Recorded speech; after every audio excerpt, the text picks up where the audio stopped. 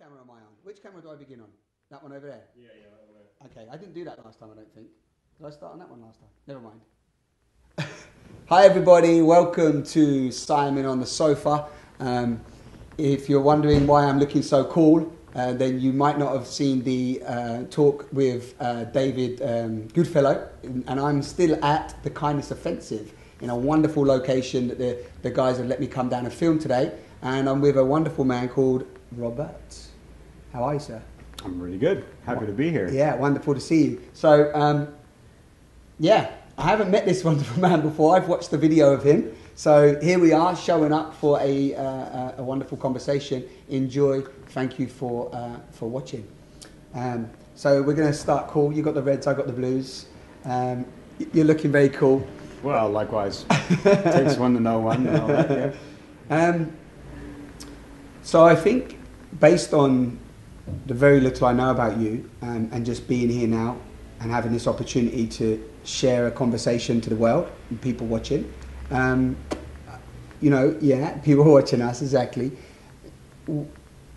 I know you've got, from the video I watched, you've got a wonderful, I'm sure you've got hundreds of wonderful stories to share, but just in this moment, if I said to you, what would you like to share?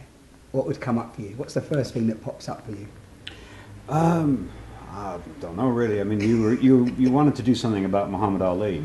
Yeah. So I had that in my mind. Okay. So it's kind of like that's what I expected. Okay, lovely. You wanted to do that, so that might be a nice thing to share. Yeah, totally. So yeah, let's dive in there. Let's dive in with a little bit of your connection with Muhammad Ali. Well, it occurred to me a long while back that the music business is a bit of a lottery. And one thing you didn't mention, I play guitar and sing songs. I've been doing that since I was 8 years old. And I tried all the different avenues you could to try and open the doors to having a hit record, because that was the thing you did when you were that age and in that space, and the Beatles had happened, and that was the thing to do. A working class hero was something to be. And I realized after a while, it didn't matter how well I wrote the songs, it didn't matter how good the arrangements were, it didn't matter how good the bands were, you needed something else, some gimmick or something special to help get you through the door. And it occurred to me that if I could play my songs to Muhammad Ali and he liked them, and he just put in a good word for me, that's what I was expecting at that point, that it might help my career. So I started trying to get hold of him, and at the time I was in Vancouver. And I'd be writing him letters and no answer. I'd be phoning up the office and they'd say, oh yeah, we'll pass on a message for you. I'd be all excited. A message is going to Muhammad Ali. Nothing comes back. For a whole year, I went through the process of trying to get hold of him, send him videotapes of me on TV, which I had the opportunity to be on in Vancouver, local television, that sort of stuff. Nothing. So finally I decided, listen, either this is a good idea or it isn't, but I'm going to find out. Because I'm not going to live with this on my mind, thinking, I could have done this, so I'm going to go and see him. And in the process of trying to go and see him, I got waylaid and had to go to San Francisco, because someone had to loan me some money to get across the Canadian-American border. They were very strict about how much money you had in your hand. So this guy had sent me the money, and this is before all the internet stuff and all the rest, and PayPal and all that kind of malarkey. So basically I went down to Western Union and I actually got the real cash, and I went through the border and I delivered it back to San Francisco. And I thought, well, I'm going to call all these offices and let them know I'm on my way, because then they're going to be ready for me. At least I'll have some sort of a warm-up. And when I did, they said, oh, he's not here. And I said, well, where is he? And they said, well, he's in Natchez, Mississippi doing a film with Chris Christopherson called Freedom Road. So I thought, okay. So I started calling all the hotels, all the five-star hotels that were in the area, and I finally located one that were housing some of his crew. And I said, well, can you send them a message for me? And they said, yeah, all right. And I said, tell them to call. And like, my stage name is Michel, and it's a French-Canadian name, and it's a name that I've used for playing music all my life. And I said, you just tell him that, Michel called, and could he please call me back? And they said, well, does he know you? And I said, no, he doesn't know me, but he'll be happy to take my call. Please, can you just send that message across? And I'd done this so many times before, it was like over and over again, that didn't think too much of it. I another try. About a half hour later, he was on the phone to me. And I said, he said, "Hi, this is Muhammad Ali." And I said, "Whoa, don't hang up. This is an answer to a prayer. I've been trying to get hold of you now for over a year." And he said, "Well, I'm out of boxing. I'm not doing boxing anymore." And I said, "Yeah, but this isn't about boxing." And he said, "No, what's it about?" And I said, "Well, I'd like to play you some songs." And he says, "Well, what do you want to do that for?" And I said, "Well, maybe to put a smile on your face." And he said, "What?" And I said, "Yeah." I said, "Listen, I'm in San Francisco now. I'm going to make my way over to you. It's going to take 3 days on a Greyhound bus. 72 hours it's going to take to travel across on a Greyhound bus. If I make the trip, will you see me?" And he said, "You're starting to sound crazy to me." And I said, "Well, Muhammad, that's what they said about you. But you did what you had to do. Now I've got to do what I've got to do. If I make my way to your doorstep, are you going to listen to me or not?" And he said, "Oh, all right then. I'll listen to you." So I hung up the phone. And that's how I got in touch with Muhammad Ali. Genius. I mean, it goes from there to when I made it to his doorstep. But that was the but that was the initial first chapter. Yeah. And the video that the video that I watched is you sharing some of that and then showing the clips of you. How old was you in that video with him then? I don't know. No, I'm serious. I think it actually hurts people to think about how old they are. Yeah. I think that old age is psychosomatic. Okay, awesome. And I mean, I'm serious about this. Yeah. And I'd never paid attention to how old I was for a long, long time. Good. And they're trying to tag me now with an age, which I find difficult. I think that we're all taught things when we're little to expect when we're older. So if I find an 8-year-old, 9-year-old child out there and I say, "What are you going to look like when you're older?" And I've had some various pictures. Yeah. And if I said, say when you're 80, they would probably pick the old decrepit man. Right. In the pictures. They wouldn't pick an athlete or someone who's in good physical health and looks good. They would pick somebody who's ravaged with the age. Right. Now, I think that they're sending a message to the body, because after all, I mean, do you know what the oldest cell in your body is? How do you? It's 7 years old. Because we recycle every 7 years. The oldest ones in your body is 7. Yeah. So between you and me, there's nothing sitting here that's older than 7 years old on this sofa. Oh, I love that. I love that you've just said that. I love that you've just said that, because I talk about the 7-year cycle, but actually, the cells can only become 7 years old. That's right. That's as far as they go. That is just lovely. That's as far as they go. Yeah. So everything's been replaced. So it's kind of like the guy on Only Fools and Horses. Do you remember that guy? Cowboy. One of his friends gets an award because he's had the same broom for 10 years. Yeah. Trigger. Trigger. It's Trigger. Yeah, of course. The mayor. He keeps changing the go on, carry on. Well, the thing. I mean, he basically asked him how he does it. He says, "Well, I make sure I replace the head 3 times a year." And that's one of the best scenes. I replace the handle once a year. Had the same broom 10 years. And it's like, that's what the body's actually doing all the time, is replacing cells. As we speak now, there's loads of me dying. Of course. And there's loads of me being reborn. Yeah, me and you on the floor right now. That process is happening right in front of your eyes, folks. So the thing is, where we get these ideas from, we do know that we're inspired to do certain things. So if someone is very young and they play a musical instrument, someone says, "Oh, you're good at that," it might encourage them to try and play more. Yes. And we try and do what people around us approve of, because we all want that approval from everyone else. And naturally, we want to fit in. We're in the world, and we want to find our space within that. And so we're playing along. But I think we're playing ourselves along into old age as well. Yeah, I love this. And you get some people like Mick Jagger, for instance, who will carry on dancing well into his 70s. Yeah. And this wasn't expected back in, when he first started, that he would be doing this. This wasn't a thing to do. But he, because he's a Rolling Stone, he carries on dancing and he's doing his thing. Now, he does show that he's aging, but at the same time, he's still quite healthy and he's out there doing his thing. Yeah. And I think that people are condemning themselves by believing that they're going to deteriorate. So when you ask me how old I was, I don't know. Yeah. That was a period of time in my life when I wasn't paying attention to that at all. Yeah. And just to say, actually, I don't even care about your age. It's almost like a question that come out purely because you instantly go, oh, forget that. We don't even need to look at that, how old you are. I think what was beautiful for me, what was more important actually for me, is that you had that opportunity to be with Muhammad Ali, because of your persistence, and you got in and you started to play music. And then did that do what you wanted it to do in terms of like excel, you know, because that was originally what you was thinking, right? It was a crazy thing because I get to the door and I opened it. There's a caravan door. Yeah. On the set because they're doing a film. Yeah. And I noticed tiny little letters that said Ali written in felt tip pen. Yeah. So no grandiose Muhammad Ali's cabin, you know. Of course. And I opened the door, and this guy comes, come on in.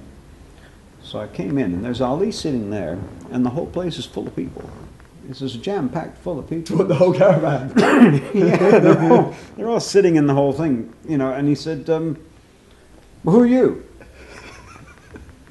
I said, oh, I'm the nut who's traveled for 3 days on a Greyhound bus to come and play you some songs. And he looks down at my guitar case and he looks at me and he says, well, what you waiting for? So I thought, okay. Right, so I get the guitar out and I start playing him some music. And he heard some lyrics that hit him in a song called Child of the Wilderness. And he just went bananas. And it was like, talk about a dream come true. He looked you out. Well, no, but he's got fists. His fists are twice the size of ours. Yeah. I mean, the man was built to do the job. He was built to be champion of the world. It's a weird thing, but it's like he's got hands that are twice the size of ours. And he's banging on the table of the caravan, and the whole caravan shaking. Said, this is great. This is fantastic. This guy is good. I'm going to help him. I'm going to make him a star. I've discovered me a star. And he went completely crazy. And then from then on, I was traveling around with him. And then every important person that came to visit him, I say important, but you know, every person that had an appointment to see Muhammad Ali got to hear me sing. It was like he would introduce me to the Mayor Jackson, or he would introduce me to the Vice President of the United States, or he would introduce me to, some top funk band or whatever, and they say, well, here he is, you know, he's going to play you a song now. Here we go. We've got someone at the door here. We've got someone at the door. Everyone's trying to come in today, just when we're filming. Ah, there you go. He's here. David's here. Yeah, Corey. Sorry. Stop. Yeah. So from there, you was like hanging out. I was like his court musician, and one evening we were sitting by the fire in his house in Chicago, and it was weird because things would appear out of nowhere. There'd be chocolate and biscuits that would appear. Someone would bring them, and they'd disappear again into the house. And it'd be just him and me sitting there. This lovely fire going, and I'd play a song, and he'd say, "Oh, that reminds me of something." You know, I remember back, you know, when I was first kissed. That was an amazing thing. That's what that song's about, isn't it? And I go, yeah, you know. And he said, well, you know, that's fantastic. He says, oh, you know, because when I was first kissed, she kissed me and I fainted. You wouldn't believe it, you know. And I said, you fainted? And he said, yeah. And we chatted about this sort of thing. And then the next thing, I'd hear something that he was saying, and it wasn't planned this way. I've got to say this. Of course. You know, there was no planning involved at all. But it's like I'd hear something. He said, I got a song about that, Muhammad. He said, well, go on and play it then. You know, and I'd play him the song. And he said, well, that is fantastic, you know. That, and he'd tell me a little story. It got to be 11 o'clock in the evening, time for bed.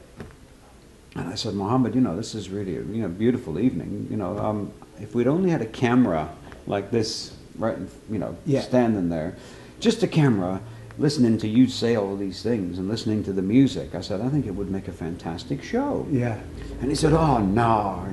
He called me Michelle. Oh, he always say, no first name, no last name, just Michelle. Right? And it was like, he said, no, Michelle. He said, they want to hear about Joe Frazier.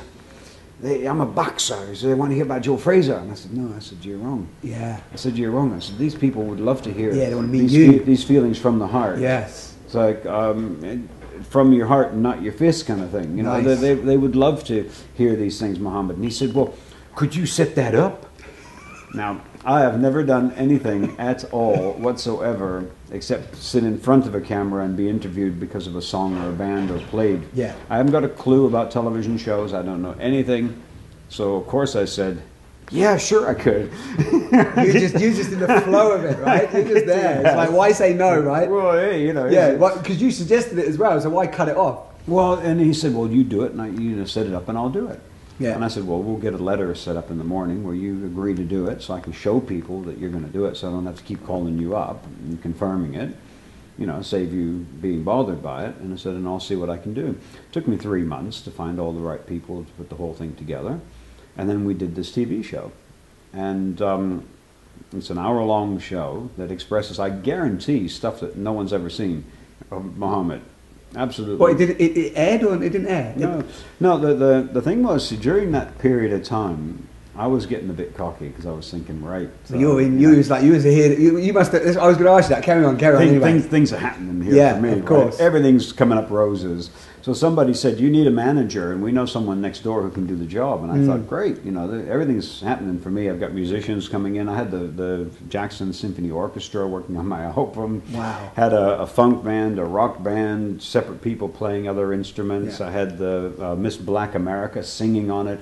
Had a choir on there as well as the orchestra. I mean, everybody wanted to be on this album that Muhammad Ali was putting together. They all wanted to be part of it.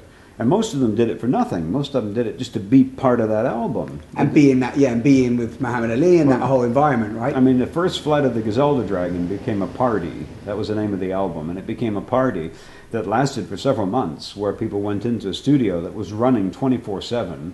And we would record songs. And I remember sleeping there and waking up and hearing the guys doing the mixes. It was like the whole thing was just a real happening event. And I thought, when they told me that this guy could be my manager, I thought, great. And we had a plan, was to release the record here in England, because this is a smaller place with the same amount of respect as America when it comes to hits. So if you have a number 1 hit here, it means as much as having a number 1 hit in the States. But it costs something like a fraction, a 20th of it to promote, because it's more condensed, and all you got to do is be able to get a hit in London, basically. But that's not easy, though, huh? But with Muhammad Ali on board, I thought it would be easier. Yeah. And we set it up so that there were posters on all the tube stations. Capital Radio were running ads that had Ali on them, saying, "I think this is a great album." That you can look on the internet. Actually, you can find that particular ad. It's been put up recently because it was rediscovered. So I'm getting to. But anyway, all that advertising was running. I'm in the States in the meantime thinking, getting a band together, and we're going to come over here and promote it. How are the sales doing? Well, we haven't sold any yet. What do you mean you haven't sold any yet? I said, well, we haven't sold any records yet. And I thought, no, I can understand, we haven't sold very many. I can understand we've sold very few. But we haven't sold any. Didn't quite make sense to me. With that publicity, there's no way that not a single person has gone out and bought this record. So I came over here, and I went to the record company that was distributing it, and I said, what's happened? And they said, well, when's it coming out? And I said, well, it came out 2 months ago. They said, well, nobody told us. I said, well, I've got a manager here who's coordinating everything. He's supposed to be dealing with all this stuff. He didn't tell you? He said, no. He says, they're still in the room. They're still in the stock room downstairs. He said, there's not a single one in the shops. Then I understood why no one had bought any, because they'd never been in the shop. So all that publicity, probably more publicity than most of the average singles, and definitely more publicity than a new introductory single from an unknown artist. Yeah. Terrific publicity. Imagine going in all the tube stations and you see a guy with his hand being held up by the champion of the world saying, this is a great record, you should buy it. I mean, it was a unique kind of campaign. Yeah. That, but it didn't happen. Well, no one could buy it. So let's say you saw that advertisement and you thought to yourself, I want to go and buy it. Yeah, you couldn't. You couldn't. So the people could have been walking around for those months looking, asking people. Yeah. And they impulse buy. They would go in, they might ask, it's not there, they buy something else. Yeah. No big deal, but they would have bought it at that point. And meanwhile, I've got the tapes to the TV show with me. So I'm in London. London is still very much a squat scene kind of place. People are saying to me, hey, you want to stay? You got somewhere to stay? No, I don't. Oh, come over and stay with us. And they point a place out in St. John's Wood, not that far from Abbey Road Studios, where you can stay. Oh, you have a room in there, no problem. It was quite a big house. They let me have a room in there. I went out busking for the day. I come back and they torn the bloody house down. Well, they had taken one of those wrecking balls to it, and it was rubble. And I attempted to start digging through the rubble. Oh, wait, you mean tore the house down? Ripped the whole, knocked the house down? Demolished it. Demolished the house, exactly. Yeah, they demolished it. Yes. See, what had happened was that people were in there, it was a squat, and the owners had been threatening to evict them and tear the house down for quite a while. And for some reason or other, they'd always not done it. So they had got to a point where they didn't believe it anymore. So when somebody came up and said, we're going to be taking the wrecking ball to this next week, nobody believed it. Yeah, okay. I wasn't home. They got everyone out of the building, and they started taking it down. By the time I got back, we're talking about 20-foot-high pile of rubble. Wow. I'm trying to dig through it to see if I can find these tapes. And I got thrown off the site for health and safety, and they wouldn't let me look through them. And I thought at that point, well, the publicity didn't match up, and this didn't match up, and this was probably the best TV show of its kind in the world that's sitting under this rubble. So I started giving up on the idea. I mean, I'm persistent, but I'm not an idiot. Yeah, totally. And it's like I got to a point where I realized that this isn't happening, and I'll try something else. I'll do some other things. And I did. I got to play the Albert Hall at one occasion with a band, and got an encore at the Albert Hall, which was a big deal. But you were still with Muhammad Ali at this point? No, because I was here and he was in the States, and I decided to stay here. And I was, kind of ashamed of how it had all fallen apart, and I picked the wrong management. And did he ask where the tapes were, or where the show was? No, but no, he didn't, because this had been done, and he'd done the show and all the rest of it. But then he was waiting to see it on TV like everyone else. It was one of those things that. And I felt really depressed and down about the whole thing, because I thought, this is just... Yeah, I can imagine, because you was up there, it was a great idea, you'd just been hanging out and doing all that, and you come back to England, and it sort of all gets a bit... Well, and then I just got to do a lot of interesting things with my life, including being part of the Kindness Offensive, which is, I think a wonderful, fun thing to do. Something dreamt up at a kitchen table that has grown wings and flown around the world several times. But I didn't really think, every now and then I'd feel this pain in my heart from the fact that this beautiful TV show had, been lost. But what you can't do. Yeah, what can you do? You can't change certain things. At least I've got my health and I'm okay, and I can carry on and I can do some other things. Meanwhile, there's a guy who's helping us with Kindness Offensive events. And he said, you play guitar, don't you, and sing songs? And I said, yeah. And he said, well, guys told me you're not too bad, but I never am around when you're doing it. His name's Jason, for the record here, because he'll be pleased to hear his name when he watches this. And Jason says to me, well, I'd want to hear you play. Why don't you bring your guitar down? I said, well, it's in Hastings. I don't live in London. I live in Hastings. And, I don't carry it around with me all the time. So, but there is an album, and I had noticed that the vinyl copies had snuck out into the world and were being sold on eBay. Some of them for like £170 each for the vinyl copies. Because remember, all those vinyl copies were sitting in that basement. Yeah, wait, you say vinyl copy, you mean the album that you mentioned earlier? The album that Muhammad Ali helped me make. Yeah. So that was still floating around, become like a cult album. Mm-hmm. Okay. It's still there now. If you look now for the first flight of the Griselda Dragon, you will find vinyl copies for sale. Okay. I told Jason, don't pay £170 for it. You'll get it for $5. He started looking. And while he was looking for First Flight of the Griselda Dragon, Muhammad Ali, Michelle, he found something else that I hadn't seen. What did he find? Well, he said, have a look at this, and he sent me a link. And I'm looking at the link, and there's Muhammad Ali sitting by the fire, and you can see the back of my head listening to him. And I'm wearing this distinctive red jacket that I was wearing at the time. And it was like walking down the stairs, and there's an extra step and you don't realize it, and you slip. You know that feeling you get? Yeah, where everything just goes. You're just in limbo for a second. Yeah. Like, whoa, where am I? It's like...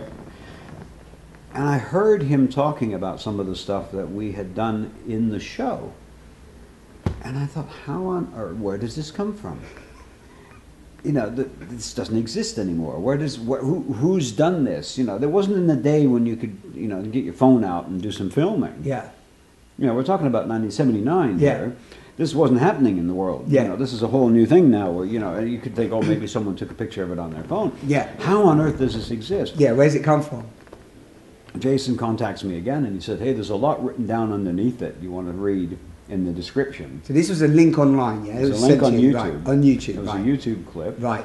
And I start reading it, and this is the lead guitarist of the band that I was in that was planning to come with me here to promote the record, who has saved the copies I didn't even realize existed. Of the show? Of the show. And they're in sealed packets. Yeah. that you got this turn thing on that seals them so they're really locked tight. Yeah. And they're all in perfect condition. So you now have them? I now have them. I arranged for him to send them over. We started having some of them digitized, and we've got the whole show. Oh, that's just what a lovely spirit. And wait there, where did you meet Jason? I met Jason at a festival. But in London, in the UK? Yeah. Not through the Kindness Offensive, before that? Well, he met us because we do things at festivals sometimes. Yeah. We go and do giveaways at festivals. Yeah. And things like supplying someone with a whole new tent set up and that kind of thing. Okay. Called Pimp My Tent, that kind of stuff. Okay, yeah. And Jason just came along. We've got a double-decker bus, and he came along and sat on the bus and quite enjoyed the company. And everyone made friends with him and got to know him. And he comes to our events now quite often. More often than not, he's at an event with us. But he discovered this thing on the net. Yeah, so had he not come to that event, not met you, not then wanted to hear your music, I love how, don't you just love how it's weird. It's just like, wow. And I did not expect it at all. It's like I'd got to the point where, you lost it, that's it. You let it go. It's like, you're going to live your life and get on with other things, and which is definitely what I did. But there it is, the whole show. And where we're at the moment is we've actually looked at it, we've actually gone through it, and it is in perfect condition from beginning to end. And it, at some points, goes out to a studio shot that we did, a studio shoot of a kind of like Top of the Pops kind of thing. Yes. That they do a lot of in the States. And they'd taken over a place where they did their own studio show once a week, and we got to keep the audience for an extra hour. And we did some songs. So some of it I sing with Ali beside the fire. Others goes into the studio where I've got a full band with me playing. And it's a quaint thing. And I've got, the haircut of the time, which is really funny. I've seen a little clip, right? Is that a little bit of that? Or yeah, not? you've seen a bit just of it. Just a tiny bit, yeah. Yeah, well, there's bits of it in the clip you saw. That's what I mean, yeah. Was I wearing a striped shirt? No. Yeah, you was in the yellow and the yellow striped top, yeah. Exactly. Yeah, well, and then it goes back and shoots, and you two are sat there. It looks like you're by a fireplace or something. That's right. That's exactly it. That was the idea. Yeah, because it was at home. That is the show. Yeah. Us sitting by the fire. Yeah. Perfect. So we got it all back. And now we're looking for someone who's got the imagination to do something with it. Yeah, and use because you've got, very sadly, Ollie's not talking much. But he always had the desire to say these things that are on this show. And he would say to me, look, watch your watch. The press are coming. And you'd see them coming in a drove. Say, what was it like to fight Joe Frazier? He'd say, what time is it? He said, how long did it take? I said, 2 minutes. He says, there you go. Oh, what, till that question comes in and so on? That's all it was they just, were asking. It was just like play. It was just play. Asking the same question over and over and every over time. again. He'd say, watch your watch. Yeah. See how long it takes before they bring up Joe Frazier. Yeah. And they bring up Joe Frazier within 2 minutes. Yeah, just repeat. But I said to him, look, Mohammed, that's true. They're interested in that because they are the sports people. But there are a lot of people out there that they don't really care that much about which round you did what in, but they admire you because you stood up for your beliefs. They admire you because you're a brave man who beat the odds. You were the underdog. And when he won his first fight, the odds were against him 8-1. And it's like, a lot of people like Muhammad Ali because of the inspiration that he gives them, because he overcame adversity. He managed to get to the top. And they want to hear these things that you're talking about here. Yeah. And so we've got them all now. So you've got more of a connection to just a bit more of a meaning, not meaningful, but that meaningful side of him, right? Well, you see, another spiral here is that very, very easily could be someone watching this now who's looking for a really good project with something unusual will contact us. Yeah. And if you go to thekindnessoffensive.com, you can send a message to the contact account, and I will get it. It will be forwarded to me. And it may well be that this is another link in that chain. Yeah, because you know how it works, right? It's just like you put it out there, you say it at this moment, and then it goes out there. It's already happening, isn't it? It's already on its way. It's already happened, to some extent. It's already happened, and the horn blows. Perfect timing. Ask not who the horn blows for. Yeah. Ask who blows the horn. That's our team. So, okay. So we got a couple of minutes. I think that's an awesome story, epic story. Yeah, and like David said to me originally, you know, or David describes you as the legend, right? So Well, they over-exaggerate a bit, I think. so, you know, so again, you know, Muhammad Ali was a legend in his own right, and you know, he's doing his thing. But even you know, you're a wise man.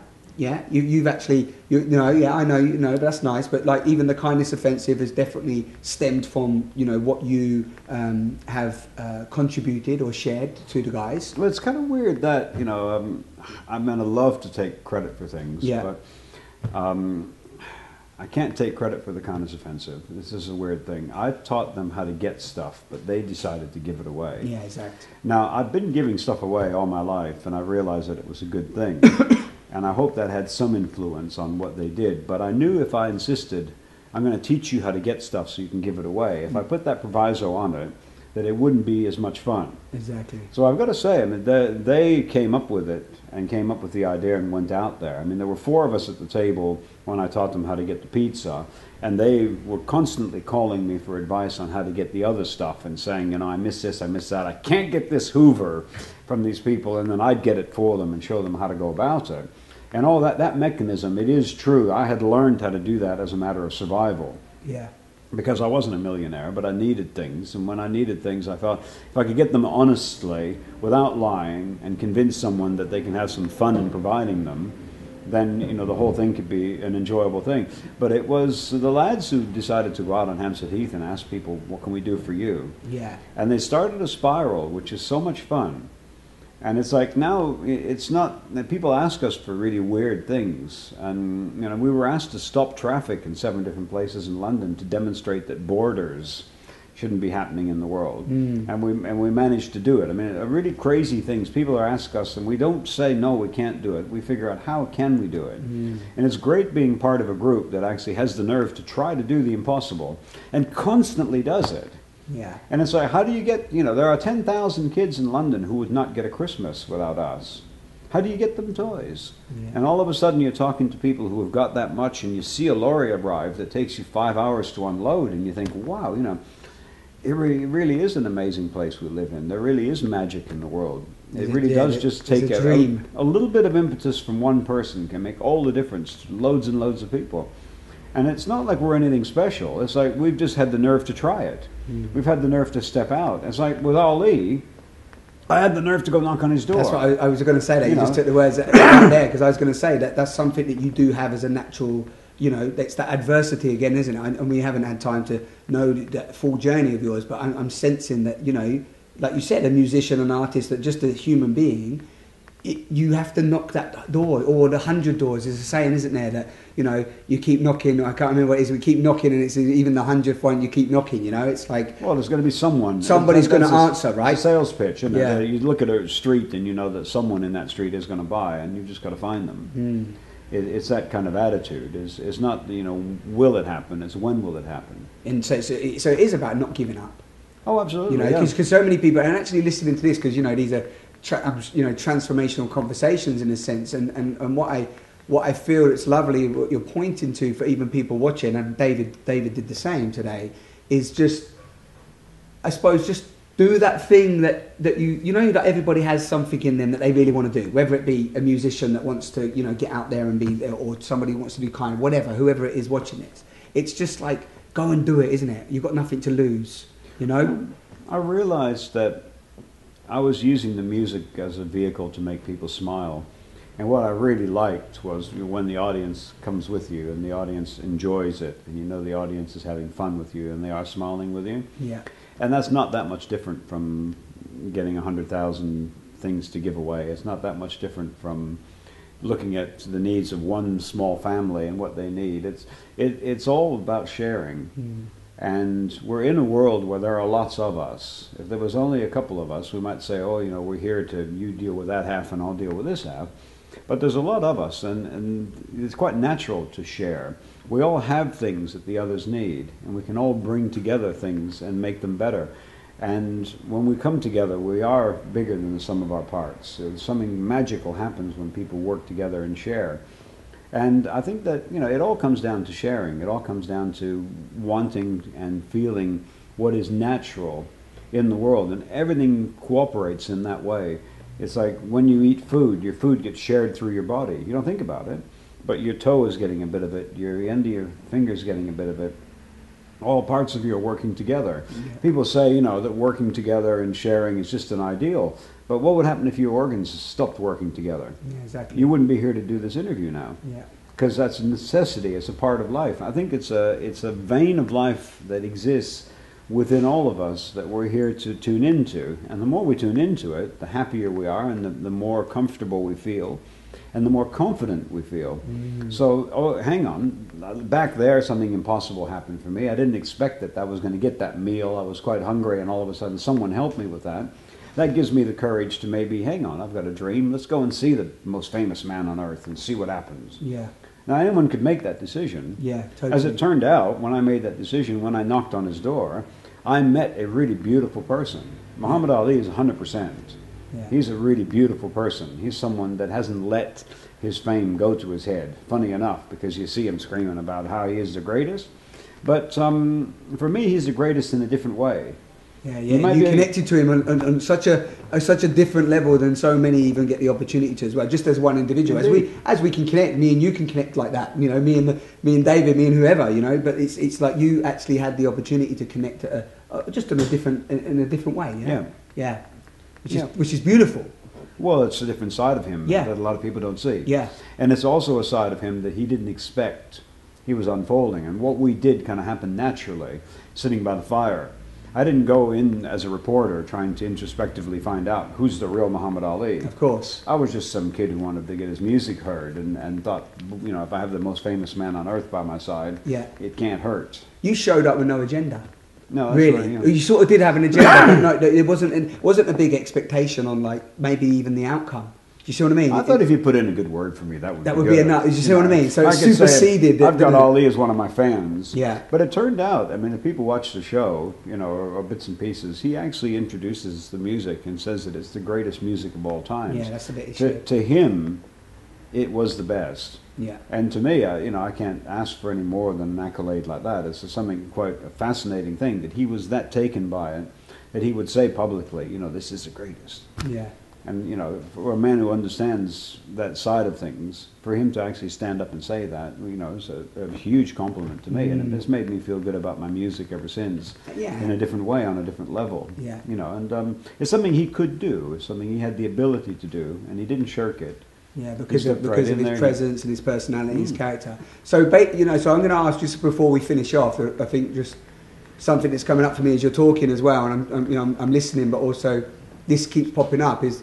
So you've, you know, in this world, people watching, you know, there's so many different sort of levels, dimensions we can play in, yeah? Just call it that, different places, you know, like the rich, the poor, the, you know, the good, the bad, the ugly, whatever. But like you've had a real dancing, you know, because you got into that space, music, went into where fame and fortune in a sense, not meaning you was famous and fortune, but you was with that, right? You was with the greatest person in the world, you were in that field, in with the president, etc., etc. You've come through this whole like nice dynamic, right? Which we've danced with today.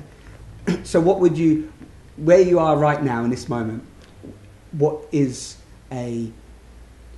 do you see the world? How do you see the world, right, you know, just in this moment, you know, based on your journey, your wisdom, your insights and so on? If you was going to share something, what comes up for you from that place? I think it's got a likelihood of survival. I think that the world is in a very delicate state, and I think that the knowledge is there, the ability is there, the heart is there, but it's being stopped by people like politicians who don't really understand what leadership is. And the sooner we stop listening to these people and start listening to our hearts instead, the better our chances of survival will be. I think that the world's got a huge amount of potential, but it's being stifled by a bunch of idiots who don't really understand what it needs. And they're in a corner feeding the world a bunch of junk when really there's a lot of health food out there that, you know, could be pressing through. And it's like people like David Cameron make me laugh because he's meant to be leader of the country. Why don't they have a happy day? One day at least out of 365 days. Why don't they have a happy day where the government decides, gets a present for everybody? You don't think they could do it? Of course, we do it for Yeah. several thousand people at a time, and we don't have anything. We're not millionaires. We're not lottery winners. We're living in a house here that was provided for us because it's waiting on planning permission. We're using the scrapings of society, and we're making fantastic, beautiful things out of them. Yeah. And yet somebody who's got all the money, enough money to let off bombs that cost £1 million at a time in Yeah. Afghanistan, why don't we have a happy day? Why isn't there a kindness day? Why aren't there things happening? Why doesn't everyone get a present on their birthday? Why doesn't the government do something fun for a change? When's the last time they did anything except cut this and cut that and make life difficult for people? And they're cutting these things because there's a huge national debt. Well, somebody at the other end has got the tickets to that debt, yeah? They're not poor people, you know. People who can make a country cut back on all of its services in order to pay back a debt, they're multi-billion, trillionaires, aren't they? Yeah. And we're talking the debt is in the debt of the debt of the debt. The whole thing's debt anyway, right? But why don't we just write it off? Yeah, Why doesn't exactly. David Cameron say, listen, you know, this has gone too far. We've made now. it all up. You know, we're going to write this off, and we're going to give everyone a present once a year, and we're going to make life more pleasant, and we're going to, you know, make sure that, you know, nice things in the community are supported. I mean, we don't get any support from the government for what we do here. And when you try and fill out all their forms, they make it so difficult for you to apply for anything. It's not surprising. You have to be a certain kind of animal, even just to approach them. Yeah, totally. The basic human being can't do it. You have to have a special talent, and you have to try and find the person who knows how to do, you know, fundraising to get funds from these people to do the simplest things that would be fun, like the kindness offensive. Yeah, it shouldn't be up to us to do this sort of stuff, no more than it should be up to people to put money in a can for cancer research. Yeah. Well, you know, you've got an NHS. Why aren't the government sponsoring cancer research and the Heart Foundation? Why are we being asked to put money in a can? Yeah, but you're pointing out the whole. Well, we could talk for another hour on this. Like, that was a great question. You asked the question. No, but it's a great. It's a, you know, it's such a rich topic. You know that a lot of people. Yeah, it's such a rich topic. Are we still running? Not yet. You have to do your clap. Not yet. Tell me when.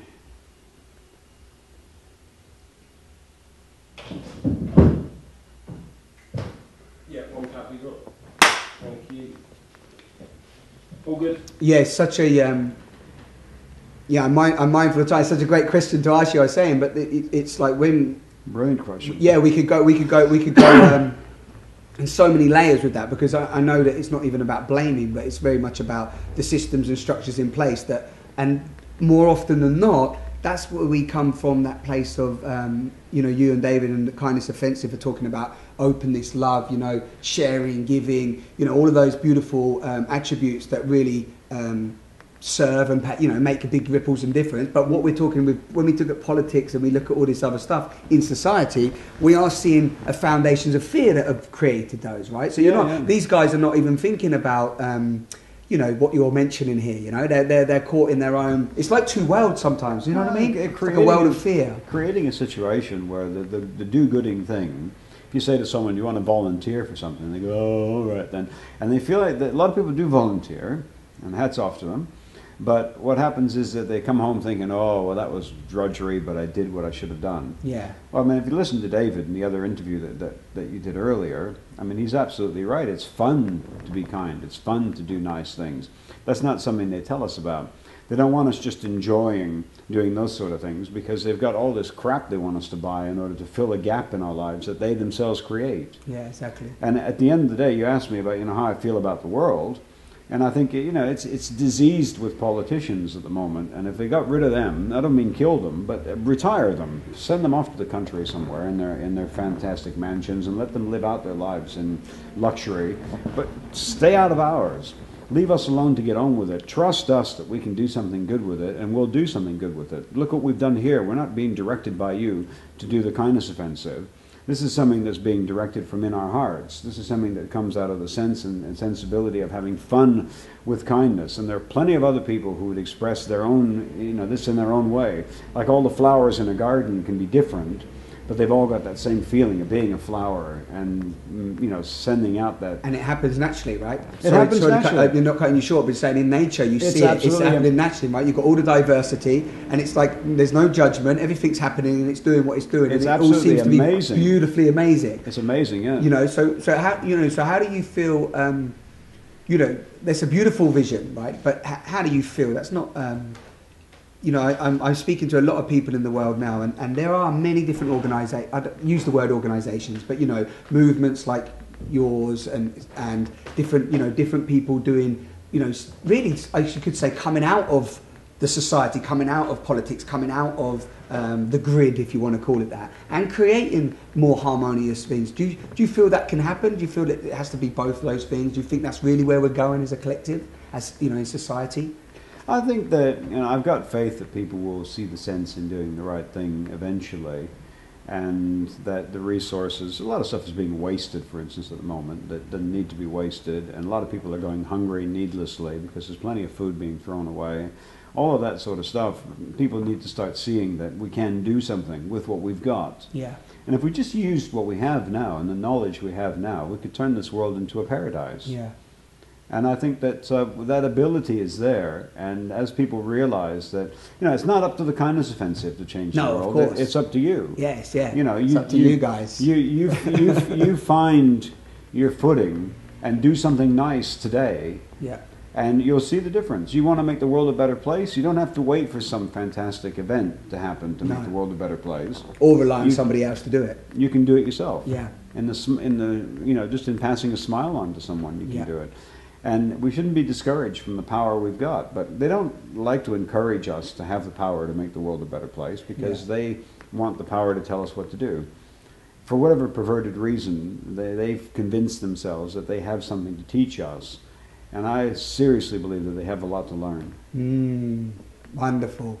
You know, we could dive in there, but I think that's a lovely place to sort of, you know, bring it to, because we could, we could carve up a lot of those different areas and share more. Maybe next time, eh? Maybe next time.